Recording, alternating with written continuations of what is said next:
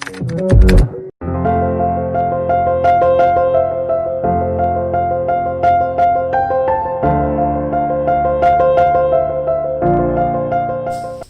എൻ്റെ എല്ലാ പ്ലസ് വണ്ണിലെ കുട്ടികൾക്കും ഗിരീഷ് സാറാണ്.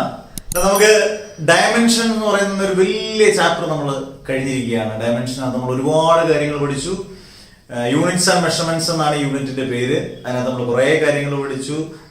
ആദ്യം മുതൽ യൂണിറ്റ്സ് ആൻഡ് മെഷർമെന്റ് തുടക്കം മുതലുള്ള പാരലാക്സ് മെത്തേഡ്, പല ലൈറ്റ് ഇയർ, അസ്ട്രോണമിക്കൽ യൂണിറ്റ്, ഇതെല്ലാം പഠിച്ചിട്ട് ഡയമെൻഷൻസ്, കുറെ ഡയമെൻഷൻസ് നമ്മൾ നല്ല വൃത്തിയായിട്ട് ചെയ്ത് പഠിച്ചു.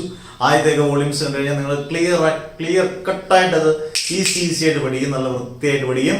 അതിനുശേഷം നമ്മൾ യൂസസ് ഓഫ് ഡയമെൻഷണൽ അനാലിസിസ് പഠിച്ചു. അതിനുശേഷം നമ്മൾ അത് ഡീറ്റെയിൽഡ് ആയിട്ട് 3 യൂസ് വളരെ ഡീറ്റെയിൽഡ് ആയിട്ടും സിമ്പിൾ ആയിട്ട് നിങ്ങളെ പഠിപ്പിച്ചു തന്നു. അതിനുശേഷം അതിന്റെ ലിമിറ്റേഷൻസ് പഠിച്ചു. അതിനുശേഷം സിഗ്നിഫിക്കന്റ് ഫിഗേഴ്സ് പഠിച്ചു, അല്ലെ, ഓർഡർ ഓഫ് മാഗ്നിറ്റ്യൂഡ് പഠിച്ചു. ഇങ്ങനെ പഠിച്ച് വെക്കണം, നിങ്ങളോട് പഠിച്ചു വെക്കണം നല്ല വൃത്തിയായിട്ട്. Significant figures, order of magnitude, errors detailed ആയിട്ട് പറഞ്ഞിട്ടുണ്ട്. എറേഴ്സ് പഠിപ്പിച്ചു. എറേഴ്സ് പഠിപ്പിച്ചതിന് ശേഷം നമ്മൾ വളരെ ഇമ്പോർട്ടന്റ് ആയിട്ടുള്ള ക്വസ്റ്റ്യൻ പെർസെന്റേജ് എറർ കണ്ടുപിടിക്കുന്ന രീതി പഠിപ്പിച്ചു തന്നു. നിങ്ങൾ ഓർത്തോണം, ഇതിനകത്ത് ഒരേ ഒരു ലോയേ ഉള്ളൂ. നമ്മൾ പഠിപ്പിച്ച് നമ്മൾ റിവൈസ് ചെയ്യുമ്പോൾ ഒരേ ഒരു ലോ അല്ലെങ്കിൽ ഒരേ ഒരു പ്രിൻസിപ്പിളേ ഉള്ളൂ. ഏതാണ്? Principle of homogeneity of dimensions. ഇതെല്ലാം നമ്മൾ ചാപ്റ്റർ തീർന്നു, കംപ്ലീറ്റ് തീർത്തു. ഇന്ന് ഞാൻ ചെയ്യാൻ പോകുന്നത്, ഇതിനകത്ത് ഓരോ ആപ്ലിക്കേഷൻ ക്വസ്റ്റ്യൻസും വ്യത്യസ്തമായ ആപ്ലിക്കേഷൻ ക്വസ്റ്റ്യൻസ് ആണ്. അത് എങ്ങനെ നമുക്ക് നല്ല വൃത്തിയായിട്ട് ചെയ്യാം, എളുപ്പത്തിൽ ചെയ്യാം. നല്ല ബുദ്ധിമുട്ടുള്ള ആപ്ലിക്കേഷൻ ക്വസ്റ്റ്യൻസ് നമ്മൾ എങ്ങനെ ഈസി മെത്തേഡിൽ ചെയ്യുന്നു എന്നുള്ളതാണ്. അതിനകത്ത് പ്രീവിയസ് ഇയർ ക്വസ്റ്റ്യൻസ് ഉണ്ട്, അല്ലാതെ ആപ്ലിക്കേഷൻ ക്വസ്റ്റ്യൻസ് ഉണ്ട്. നന്നായിട്ട് പഠിക്കും. നമുക്ക് ആപ്ലിക്കേഷൻ ക്വസ്റ്റ്യൻസ് പഠിച്ചിട്ട് വരാം. ഓക്കെ, നമുക്ക് ആദ്യത്തെ ക്വസ്റ്റ്യൻ ഇടുക. ആദ്യത്തെ ക്വസ്റ്റ്യൻ ഇവിടെ എഴുതിക്കുന്നത് നോക്കി, ശരിക്കും ക്വസ്റ്റ്യൻ വായിക്കണം. If X is equal to A plus B T plus C T square. And ഇത്രയാണ് question. X is equal to A plus B T plus C T square. ഇതാണ് question. Where X is in meters. അവർ വന്നിരിക്കുന്ന ഒരു clue ആണ്. എക്സ് മീറ്ററിലാണ്. നമ്മള് ലെങ്തിന്റെയും ഡിസ്റ്റൻസിന്റെയും ഒക്കെ യൂണിറ്റ് എന്താണ്? മീറ്ററിലെ. അന്നേരം എക്സിനെ നമുക്ക് ലെങ്ത് ആയിട്ടോ ഡിസ്റ്റൻസ് ആയിട്ടോ എടുക്കാം. Okay. And T in seconds. T സെക്കൻഡിലാന്ന് പറഞ്ഞാൽ ടി എന്തായിരിക്കും? ടി ടൈം ആണ്. ടൈമിന്റെ സ്റ്റാൻഡേർഡ് യൂണിറ്റ് ആണ് second. Find the unit and dimension of B and C. വളരെ ഇമ്പോർട്ടന്റ്. ഇതിൽ നിന്ന് ബിയുടെയും സിയുടെയും യൂണിറ്റും ഡയമെൻഷനും കണ്ടുപിടിക്കണം. ചിലപ്പോൾ ബിയുടെ മാത്രം ചോദിക്കാം പരീക്ഷയ്ക്ക്, സിയുടെ മാത്രം ചോദിക്കാം. നമുക്ക് എല്ലാ രീതിയിലും നമുക്ക് വൃത്തിയായിട്ട് ചെയ്തു പോകാം. നമുക്ക് തുടങ്ങാം. അതെങ്ങനെ ചെയ്യണം? ആദ്യം ഞാൻ ഇക്വേഷൻ എഴുതുകയാണ് വൃത്തിയായിട്ട്. നിങ്ങളും പരീക്ഷയ്ക്ക് ചോദിക്കുമ്പോൾ ഇക്വേഷൻ വൃത്തിയായിട്ട് അങ്ങ് എഴുതുക. ഓക്കെ, വാ. X is equal to A plus B T plus C T square. Okay. Where X is in meters. X എന്ന് പറയുന്നത് എന്താണ്? ലെങ്ത് ആണ്. നമ്മൾ principle of homogeneity of dimensions നമ്മൾ പഠിച്ചിട്ടില്ലേ? LHS is equal to RHS. അല്ലെങ്കിൽ ഈ സൈഡ് കിടക്കുന്ന ടീമും ഈ സൈഡ് കിടക്കുന്ന ടീമും എല്ലാം ഈക്വൽ ആണ് എന്ന് പറഞ്ഞാൽ എക്സിന് തുല്യമാണ് എ, എക്സിന് തുല്യമാണ് ബി ടി, എക്സിന് തുല്യമാണ് സി ടി സ്ക്വയർ. നമുക്ക് കണ്ടുപിടിക്കേണ്ട ആദ്യം ഡയമെൻഷൻ ബി ആൻഡ് സി. ആദ്യം ബി കണ്ടുപിടിക്കാം, അല്ലേ? കാരണം ഞാൻ എക്സിന് തുല്യമാണ് എ, എയുടെ നമുക്കൊന്നും കണ്ടുപിടിക്കാനില്ല. എക്സിന് തുല്യമാണ് ബി ടി. എക്സിന് തുല്യം എന്ന് പറയുമ്പോൾ X is equal to B T. Simple അല്ലേ? X is equal to B T. ഒരെണ്ണം പഠിച്ചു കഴിയുമ്പോൾ എളുപ്പമായിരിക്കും. അതിൽ നമുക്ക് B is equal to, B ആണ് കണ്ടുപിടിക്കേണ്ടത്. B is equal to X by T. B is equal to X by T. B is equal to X എന്ന് പറഞ്ഞാൽ ലെങ്ത് ആണ്. ലെങ്തിന്റെ ഡയമെൻഷൻ എൽ ആണ്. ബൈ സ്മോൾ ടിയുടെ ഡയമെൻഷൻ ക്യാപിറ്റൽ ടി ആണ്. L by T. Clear? L by T എന്ന് പറഞ്ഞാൽ നമുക്ക് ഇങ്ങനെ എഴുതാമല്ലോ. ടി എന്ന് പറഞ്ഞാൽ ടി റേസ് ടു 1 ആണ്. മുകളിൽ പോകുമ്പോൾ T raise to -1. L T raise to -1. അന്നേരം ബിയുടെ ഡയമെൻഷൻ കണ്ടുപിടിച്ചു. എൽ ടി റേസ് ടു -1 എന്ന് പറയുന്നത് ഏത് ഫിസിക്കൽ ക്വാണ്ടിറ്റിയാ? പരീക്ഷയ്ക്ക് എങ്ങനെ ചോദിക്കുക? ഏത് തരം ഫിസിക്കൽ ക്വാണ്ടിറ്റി ആണ് എൽ ടി റേസ് ടു? അങ്ങനെ ഡയമെൻഷൻ നമുക്ക് നന്നായിട്ട് അറിഞ്ഞിരിക്കണം.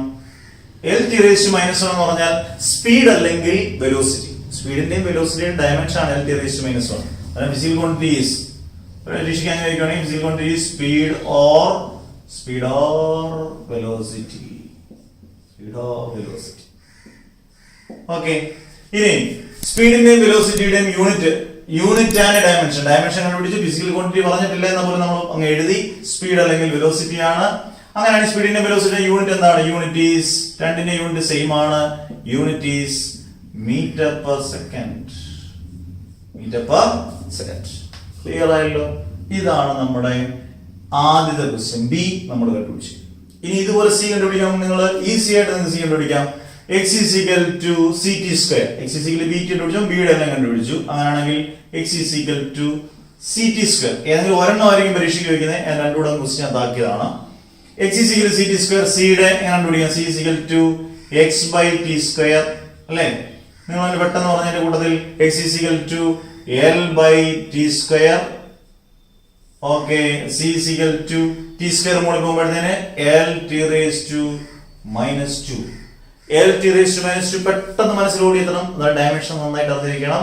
ഫിസിക്കൽ ക്വാണ്ടിറ്റി ഏതാണ്? Physical quantity l t raised to minus 2 ന്റെ ഫിസിക്കൽ ക്വാണ്ടിറ്റി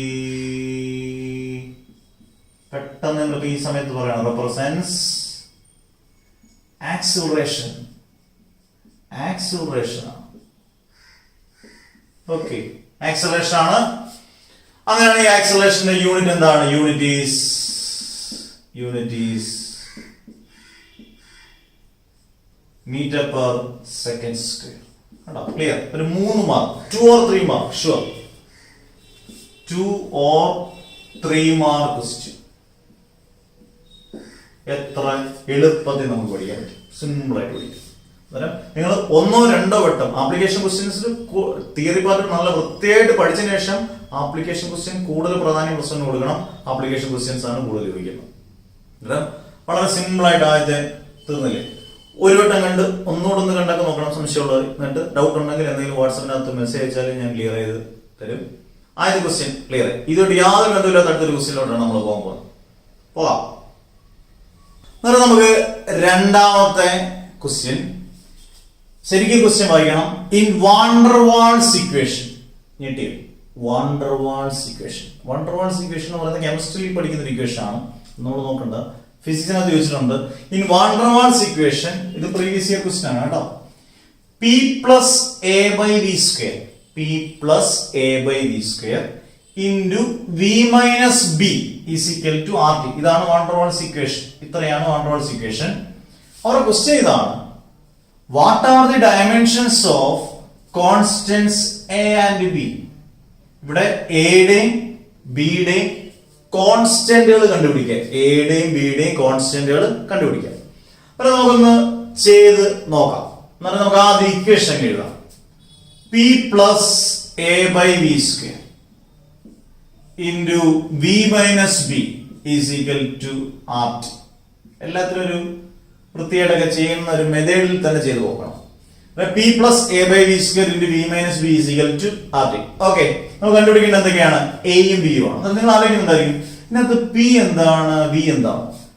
യഥാർത്ഥത്തിൽ p യും v എന്തൊക്കെയാണ് ക്വസ്റ്റ്യൻ തരേണ്ടതാണ്. പക്ഷെ എൻസിആർടിക്കകത്ത് കിടക്കുന്ന ആപ്ലിക്കേഷൻ ക്വസ്റ്റ്യൻ ആയതുകൊണ്ട് അവർ ഒരിക്കലും p യും v എന്തൊക്കെയാണെന്ന് ഒരിക്കലും മെൻഷൻ ചെയ്തില്ല. അത് നിങ്ങൾ അറിഞ്ഞിരിക്കണം. ഇതിനകത്ത് വാൻ ഡെർ വാൾസ് ഇക്വേഷനകത്ത് p പ്രഷറും v വോളിയവും, p പ്രഷറും v വോളിയവും. ഓക്കെ, അത് നമുക്ക് എന്തൊക്കെയാണ് കണ്ടുപിടിക്കേണ്ടത്? എയും ബിയും ആണ്.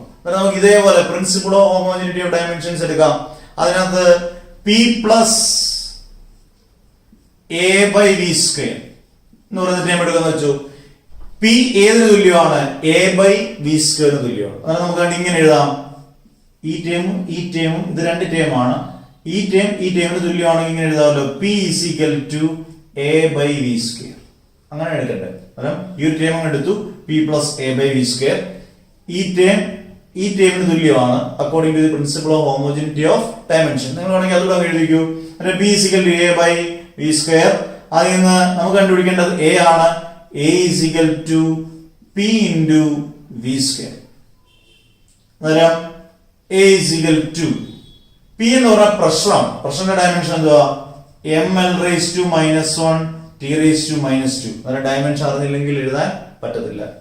ഇൻറ്റു വോളിയം എന്ന് പറഞ്ഞാൽ വോളിയത്തിന്റെ ഡയമെൻഷൻ എൽ ക്യൂബ് ആണ്. പക്ഷെ വി സ്ക്വയർ ആയതുകൊണ്ട് L cube the whole square. ഇനി ഞാൻ ഇങ്ങോട്ടങ്ങ് എഴുതുകയാണ് വൃത്തിയായിട്ട്. a is equal to, എന്റെ വൃത്തി ഇത്രയൊക്കെ ഉള്ളു കേട്ടോ, നിങ്ങൾ നല്ല വൃത്തിയായിട്ട് എഴുതിക്കണം. m l raised to minus 1 t raised to minus 2 into l cube ഇത് റേസ് ടു 2 എന്ന് പറഞ്ഞാൽ ഇങ്ങനെയാണ് L raised to 6. 3 into 2 നമ്മൾ L raised to 6. ഇനി നമുക്ക് അറേഞ്ച് ചെയ്ത് എഴുതാം A is equal to M. L raised to minus 1 into L raised to 6. A raised to M into A raised to N. A raised to M plus N. L raised to minus 1 into L raised to 6 എന്ന് പറയും L raised to 5. T raised to minus 2. കേട്ടോ, ഇതും 2 mark or 3 mark question. 4 mark ഇല്ല, 2 or 3 mark sure.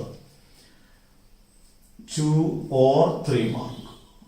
4 mark question ആയിട്ട് ചോദിക്കുന്നില്ല, പക്ഷേ ഈ 2-3 mark എന്ന് പറഞ്ഞാൽ വളരെ ഒരു അര മാർക്ക് പോലും നമുക്ക് വളരെ ഇതാണ്. എ കണ്ടുപിടിച്ചല്ലോ, ഇനി എന്ത് കണ്ടുപിടിക്കണം? ബി കണ്ടുപിടിക്കണം. ബി കണ്ടുപിടിക്കണമെങ്കിൽ അടുത്ത ഇക്വേഷൻ എഴുതാം B minus B. R T എന്നുള്ളത് നമ്മൾ നോക്കേണ്ട ആവശ്യമില്ല. L H S is equal R H S സൈൻ്റെ ഒന്നും നിങ്ങൾ നോക്കേണ്ട ആവശ്യമില്ല. വി എന്ന് പറഞ്ഞാൽ വോളിയമാണ്, അന്നേരം വി ഈസിക്കൽ ഈ ടേമിന് തുല്യമാണ്. അത്രയും മാത്രം കൊടുത്താൽ മതി. V is equal to B. നമ്മൾ കണ്ടുപിടിക്കേണ്ട ബി അല്ലേ, തിരിച്ചങ്ങ് എഴുതാണ് B is equal to V. V is equal to B.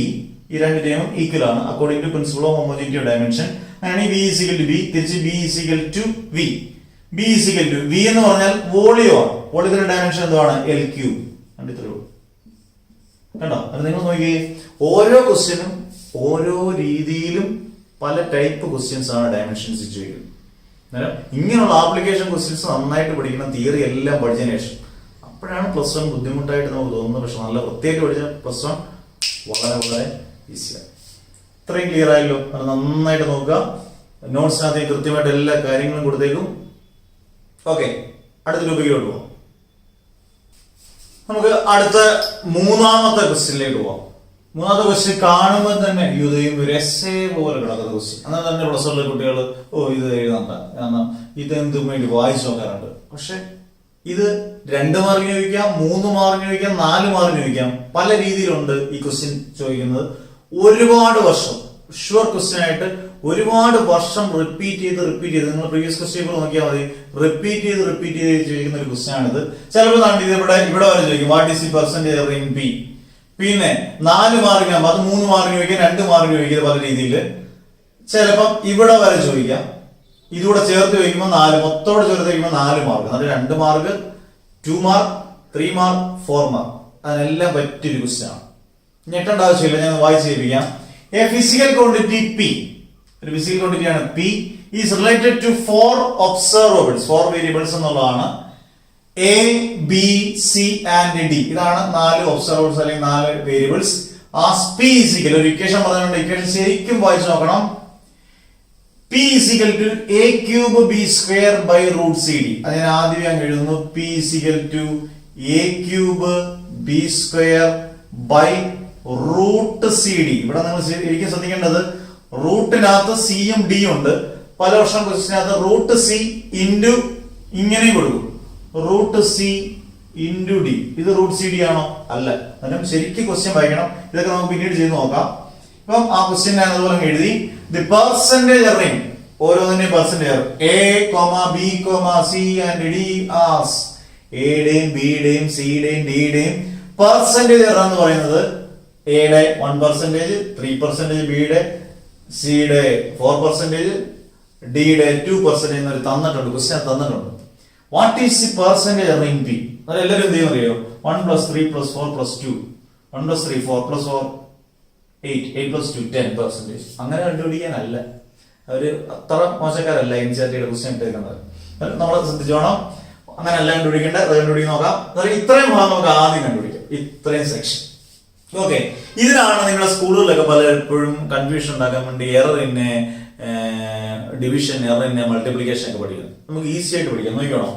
ഇപ്പം x⁻⁷ നിങ്ങൾ എങ്ങനെ എഴുതും? പെർസെന്റേജിൽ x⁻⁷ നമുക്ക് എങ്ങനെ എഴുതാം? ഇങ്ങനെ എഴുതാം. ഇത്ര നിങ്ങൾ 7 ഇൻറ്റു പവർ എന്ന് പറയുന്നത് 7 അല്ലേ? 7 ഇൻറ്റു ഇങ്ങനെ എഴുതാം, Δx/x × 100. പെർസെന്റേജ് എറർ നമുക്ക് പെർസെന്റേജ് എററിലെല്ലാം കണ്ടുപിടിക്കണ്ടേ. ഒരു എക്സാമ്പിൾ പറയാം.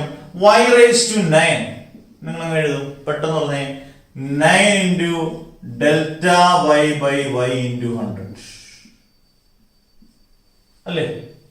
അങ്ങനെയാണെങ്കിൽ നിങ്ങൾ a³ എങ്ങനെ എഴുതും? നമുക്ക് അതിങ്ങനെ എഴുതാം, പെർസെന്റേജ് എറർ. ഓരോന്ന് കണ്ടുപിടിക്കണം. a³ കണ്ടുപിടിക്കണം, b² കണ്ടുപിടിക്കണം. റൂട്ട് സി ഡി എന്ന് പറഞ്ഞാൽ root C into root D അന്നേരം റൂട്ട് സിയുടെ കണ്ടുപിടിക്കണം, റൂട്ട് ഡിയുടെ കണ്ടുപിടിക്കണം. ഈസി ആയിട്ട് നോക്കണം. Percentage error in A cube is equal to, ഒന്ന് നിങ്ങൾ പെട്ടെന്ന് പറഞ്ഞേ, A cube X raise 7 into delta X by X into 100 എന്ന് എഴുതാം. അങ്ങനെ എ ക്യൂബ് എങ്ങനെ എഴുതാം? 3 into delta A by A into 100. Delta A by A into 100 അവർ തന്നിട്ടുണ്ട്. അതിൽ എത്ര പെർസെന്റ്? എയുടെ പെർസെന്റ് 1%. അത് നമുക്ക് ഇങ്ങനെ എഴുതാം, പെർസെന്റേജ് എറർ. ഇങ്ങനെയൊന്നും നിങ്ങൾ എഴുതുന്നത്, ഞാനും എഴുതുകയാണ്. A cube is equal to 3 into അത്രയും എത്ര പെർസെന്റേജ് ആണ്? 1%. 7 പെർസെന്റേജ്.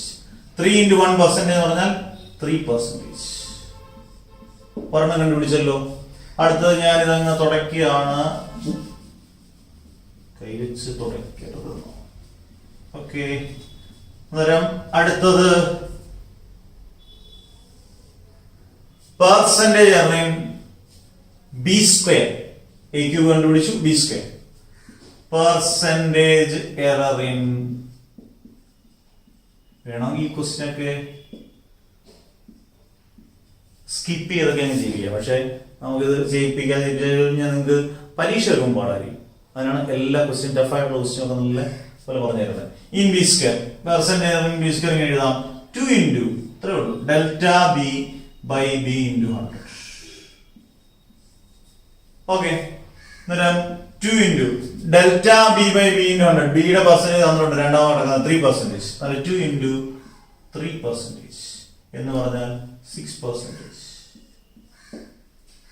ഓക്കെ, അത്രയും ക്ലിയർ അല്ലേ?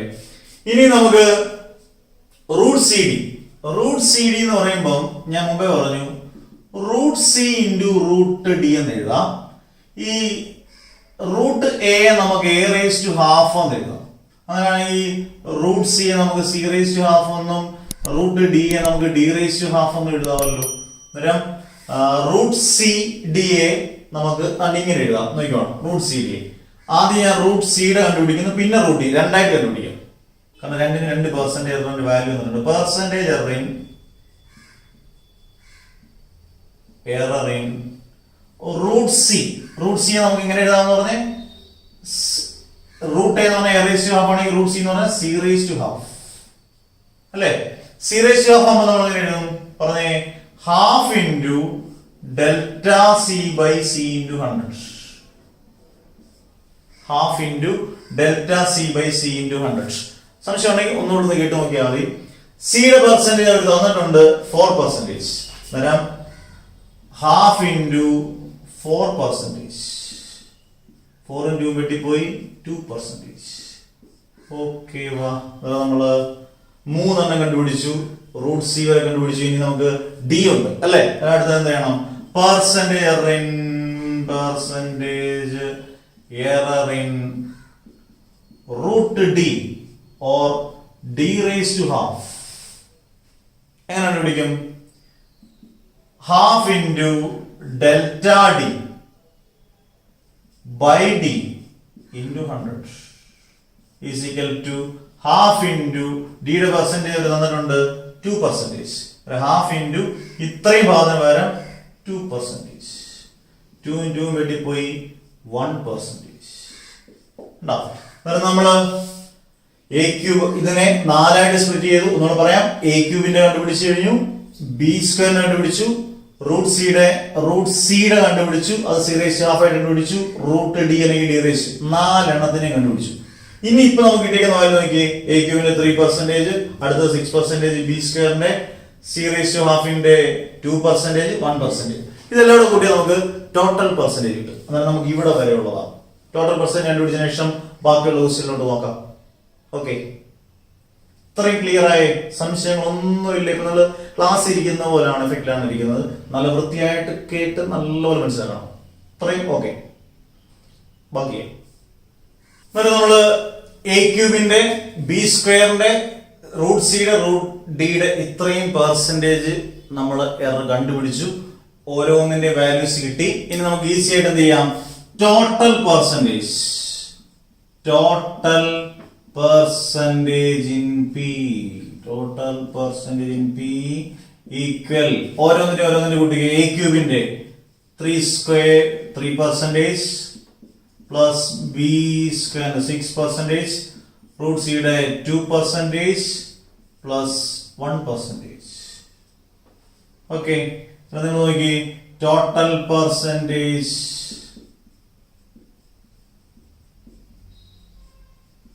in P equal 3 plus 6 9, 9 plus 2 11, 11 plus 1 12%. കണ്ടോ? അന്നേരം ഇവിടെ വരെയുള്ള ഉത്തരം what is the percentage in P ഇങ്ങനെയാണ് കണ്ടുപിടിക്കേണ്ടത്.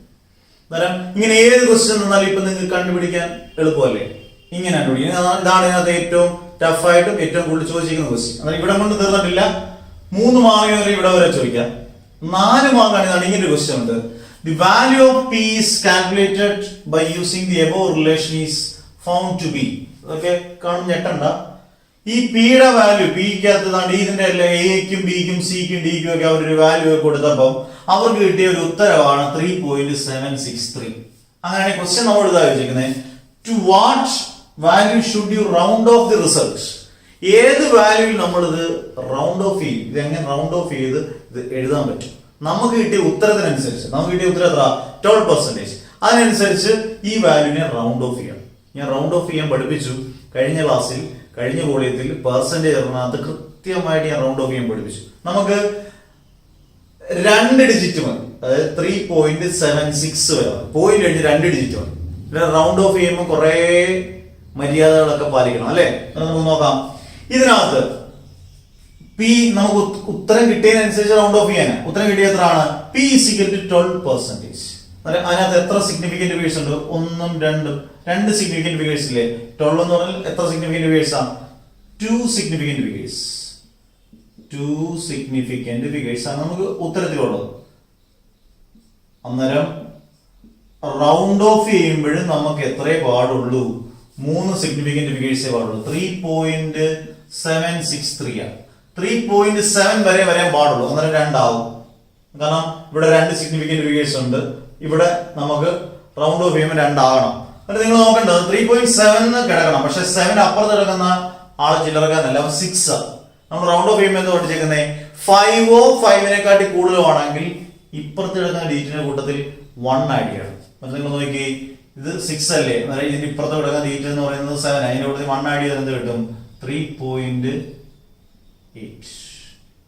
ഇങ്ങനെയാണ് നമ്മൾ വാല്യൂ എഴുതുന്നത്. അന്നേരം to what value should you round off the result എന്ന് ചോദിച്ചു കഴിഞ്ഞാൽ 3.8. കാരണം ഈ ഉത്തരത്തിൽ 2 സിഗ്നിഫിക്കന്റ് ഫിഗേഴ്സേ ഉള്ളൂ. നമുക്ക് 2 സിഗ്നിഫിക്കന്റ് ഫിഗർ ആയിട്ട് എഴുതുമ്പോൾ 3.8. ഇനി 3 സിഗ്നിഫിക്കന്റ് ഫിഗർ നമ്മൾ ഉത്തരത്തിൽ ഉണ്ടായെന്ന് വിചാരിക്കുക. അങ്ങനെയാണെങ്കിൽ 3.76. അടുത്ത് നോക്കിയിട്ട് നമ്മൾ 3 ഇതായിട്ട് എഴുതും. ഇത്രയും ചോദിക്കുന്ന ക്വസ്റ്റ്യൻ, ഇത്രയും ക്വസ്റ്റ്യൻ ചോദിക്കുകയാണെങ്കിൽ, ഇന്ത്യയുടെ ക്വസ്റ്റ്യൻ ചോദിക്കുകയാണെങ്കിൽ ഇവിടെ വരെയാണ് കൂടുതലും ചോദിക്കാറുള്ളത്. Total percent in B. ഇതുകൂടെ ചോദിച്ചാലും നിങ്ങൾ അറിഞ്ഞിരിക്കണം. 3 മാർക്ക് 4 മാർക്ക് ക്വസ്റ്റ്യൻ ആയിട്ടൊക്കെ ചോദിക്കുന്ന സ്ഥിരം ചോദിക്കുന്ന ക്വസ്റ്റ്യൻ നിങ്ങൾ ക്വസ്റ്റ്യൻ ഇവിടെ നോക്കിയാൽ മതി. അന്നേരം ക്ലിയർ ആയല്ലോ? നമുക്ക് റൗണ്ട് ഓഫ് ചെയ്യുന്ന രീതി എല്ലാം മനസ്സിലായി. ഉത്തരത്തിനനുസരിച്ച് റൗണ്ട് ഓഫ് ചെയ്യും. ഓക്കെ, അതാണ് നമുക്ക് അടുത്ത ക്വസ്റ്റ്യൻ. ഒരുപാട് ക്വസ്റ്റ്യൻസ് ചെയ്ത് കഴിഞ്ഞാൽ നിങ്ങൾക്ക് തന്നെ ബോറടിക്കും. ഒരു കുറെ ക്വസ്റ്റ്യൻസ് ചെയ്യുക. ആപ്ലിക്കേഷൻ ക്വസ്റ്റ്യൻ നല്ലപോലെ കഷ്ടപ്പെട്ട് വൃത്തിയാക്കി ശക്തിയായിട്ട് പഠിക്കണം കേട്ടോ, പവർഫുൾ ആയിട്ട്. അടുത്ത ക്വസ്റ്റ്യൻ.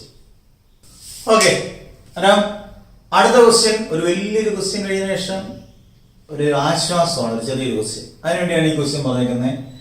1 മാർക്ക് അല്ലെങ്കിൽ 2 mark sure question. Which is more accurate to measure? ഇതെല്ലാം പ്രീവിയസ് ഇയർ ക്വസ്റ്റ്യനോട് കേട്ടോ.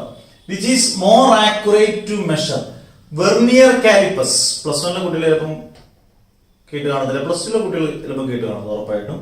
Vernier calipers or screw gauge. Why? കാരണം നിങ്ങൾ +2 ഫിസിക്സിന് 40 മാർക്കിന്റെ പ്രാക്ടിക്കലുണ്ട്. 40 മാർക്കിന്റെ പ്രാക്ടിക്കലുണ്ട്. അതിനകത്ത് ഫസ്റ്റ് പ്രാക്ടിക്കൽ വെർനിയർ കാലിപ്പസ് ആണ്, രണ്ടാമത്തെ പ്രാക്ടിക്കൽ സ്ക്രൂ ഗേജ് ആണ്. ഇതിനകത്ത് ഏതാണ് കൂടുതൽ ആക്യുറേറ്റ്, മെഷർ ചെയ്യാൻ കൂടുതൽ ആക്യുറേറ്റ്? എന്താണ് അതിന്റെ റീസൺ? ആൻസർ എന്ന് പറയുന്നത് സ്ക്രൂ ഗേജ് ആണ്. Answer screw gauge. നമുക്ക് 1 മാർക്ക് അവിടെ കിട്ടും. സ്ക്രൂ ഗേജ് ആണ് ആൻസർ. ഇനി റീസൺ എന്താണ്? കാരണം വെർനിയർ കാലിപ്പസ് നമ്മൾ റെക്ടാംഗിൾ ബ്ലോക്കോ അല്ലെങ്കിൽ സ്ഫിയറിന്റെയൊക്കെ ഒരു അപ്പാരറ്റസ് വെച്ചിട്ട് വെർനിയർ കാലിപ്പസ് നമ്മൾ നോക്കുമ്പോൾ വെർനിയർ കാലിപ്പസിന്റെ ലീസ്റ്റ് കൗണ്ട് അല്ലെങ്കിൽ നമുക്ക് LC എന്ന് എഴുതാം. ലീസ്റ്റ് കൗണ്ട് എന്ന് പറയുന്നത്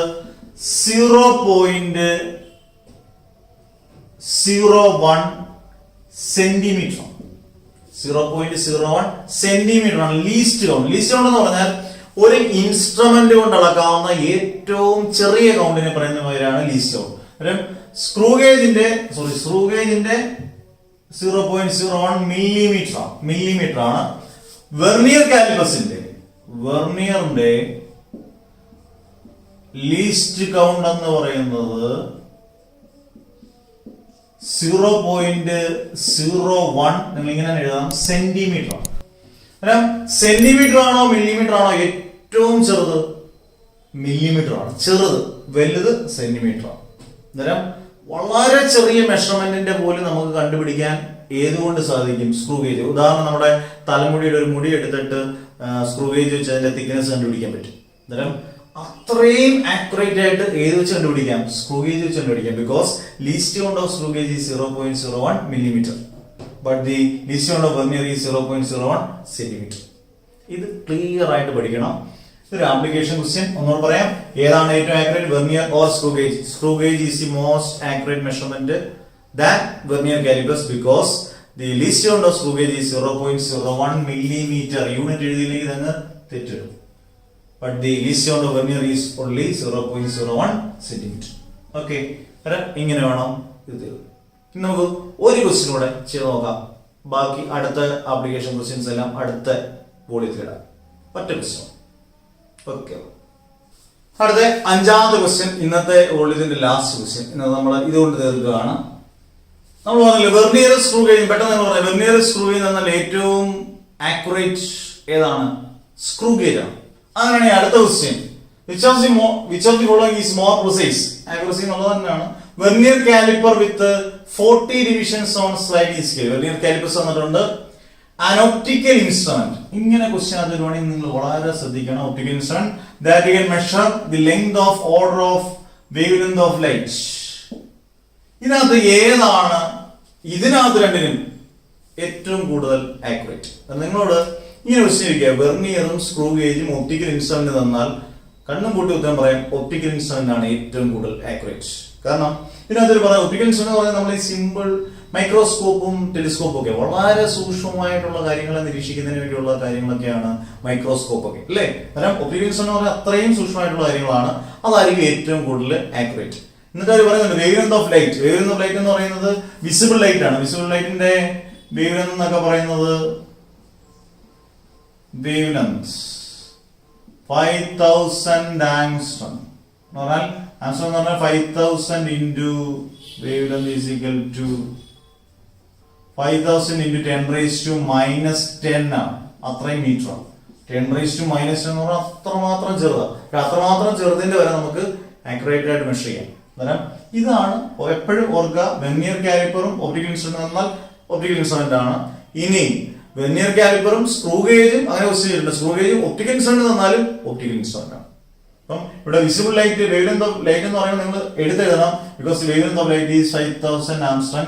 5000 ആംസ്ട്രോം എന്ന് പറഞ്ഞാൽ 5000 into 10⁻⁻10 മീറ്റർ എന്ന് പറഞ്ഞാൽ എന്നിട്ട് എഴുതാം it is more accurate. Optical instrument is more accurate than vernier calipers. എന്നിട്ട് നമ്മൾ 5 ക്വസ്റ്റ്യനേ ചെയ്തുള്ളൂ. 5 ക്വസ്റ്റ്യൻ ഒരുപാട് വർഷം ചോദിച്ച ക്വസ്റ്റ്യൻ ആണ്. വളരെ ഇമ്പോർട്ടന്റ് ക്വസ്റ്റ്യൻസ് ആണ്. അടുത്ത ദിവസം നമ്മൾ അടുത്ത ആപ്ലിക്കേഷൻ ക്വസ്റ്റ്യൻസിന്റെ കൂടെ ചെയ്യുമ്പോഴത്തേന് കംപ്ലീറ്റ് ആയിട്ട് നമുക്ക് ഈ ചാപ്റ്റർ എടുത്ത് അടുത്ത 3rd chapter motion in a പ്ലെയിനിലോട്ട് പോകും.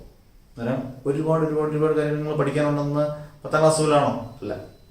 അന്നേരം നമ്മൾ ഒത്തിരി പഠിക്കുക, അടിപൊളിയായിട്ട് പഠിക്കുക. എന്തെങ്കിലും ഡൗട്ട് ഉണ്ടെങ്കിൽ നിങ്ങൾ ചോദിക്കുക. ഓക്കെ, അന്നേരം signing off. Okay, bye bye, see U.